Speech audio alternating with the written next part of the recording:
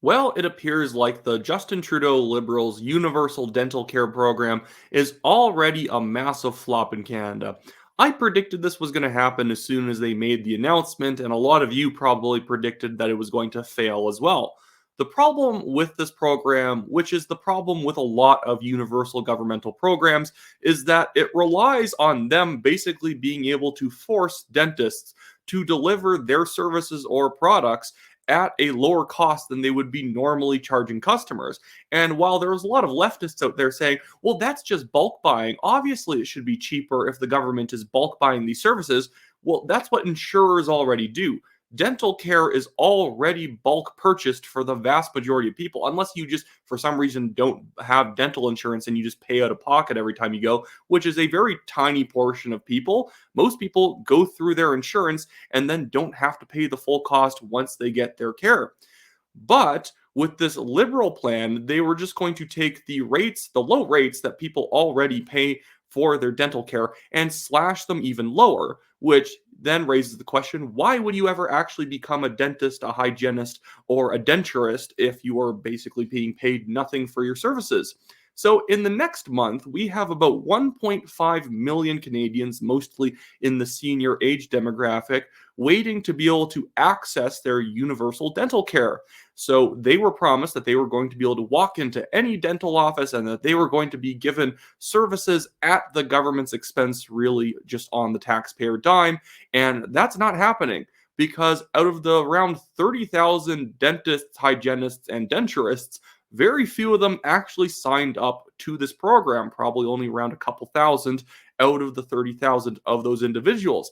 And it's because why would you work your butt off as a dentist to basically be paid what is minimum wage effectively after all of your expenses are taken care of?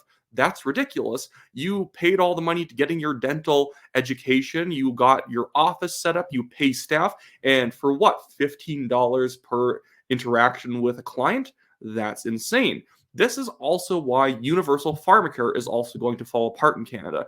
You can't just tell pharmaceutical companies, and I know people like to demonize pharmaceutical companies. Some of them deserve it, some of them do not. Some or at least the ones that deserve it don't always deserve it. But the problem is you can't just say, well, this medicine that you're used to paying $30 for, you're used to charging $30 for. Well, how about you just charge 21?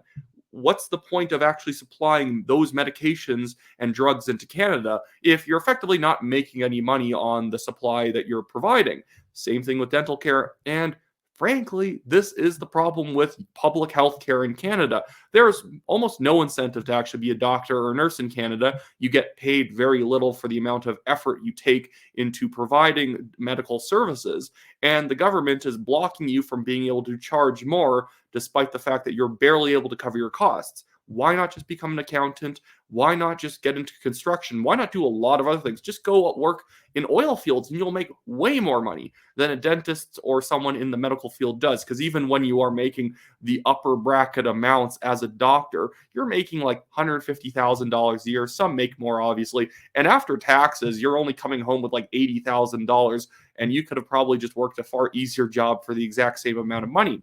So this whole dental care program is utterly failing. And I was reading a CBC article earlier today, and I'll link that in the description below. They actually did a really good job on this one of reaching out to seniors. And even the seniors, and I'm not saying that like, oh, the public's usually very ignorant. I'm more so saying that usually I find that the CBC cherry picks the few people who are very pro-liberal in their viewpoint. They talked to a lot of seniors who knew exactly who was responsible for this mess up, and they pointed the finger, rightfully so, at Justin Trudeau, the Liberals, as well as the NDP coalition partners, because this program was a dog's breakfast. They basically just fluttered a $5 bill in front of dentists and say, do you want to deliver dental surgeries for free for this $5 bill?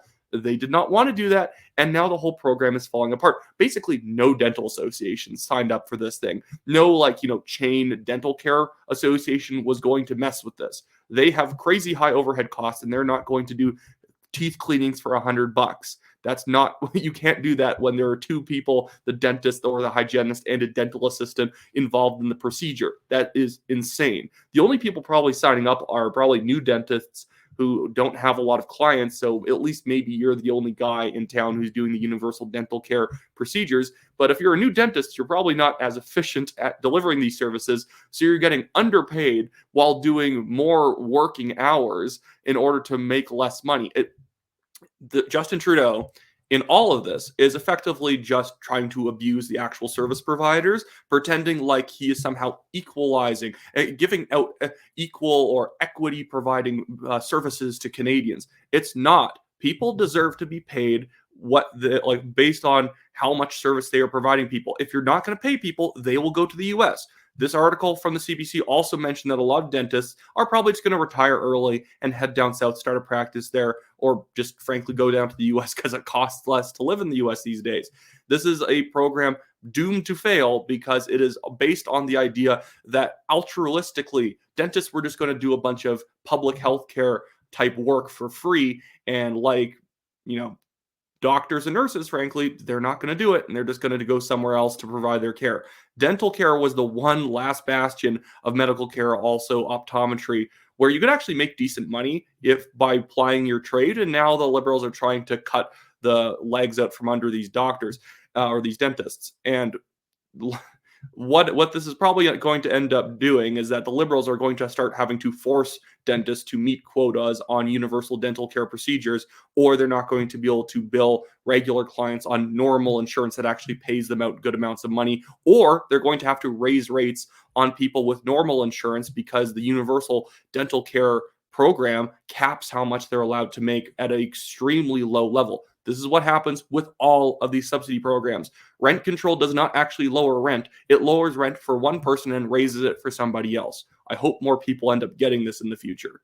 Anyways, that's it for me today, guys. If you enjoy the program, consider donating to the legal fund that I'm running with the National Telegraph. We're being sued by a ridiculous billionaire who, after 2 years of suing us for defamation, still hasn't actually come up with any reason that we defamed him. He's not provided any evidence, and he is just simply trying to bully us so that we will give him a fake apology so he can pretend all of the media who's ever said any negative things about him are, he can claim that they were all wrong because he has this piece of paper saying that the National Telegraph apologized to him, even though the Globe and Mail reported the exact same things about him a year and a half before we did.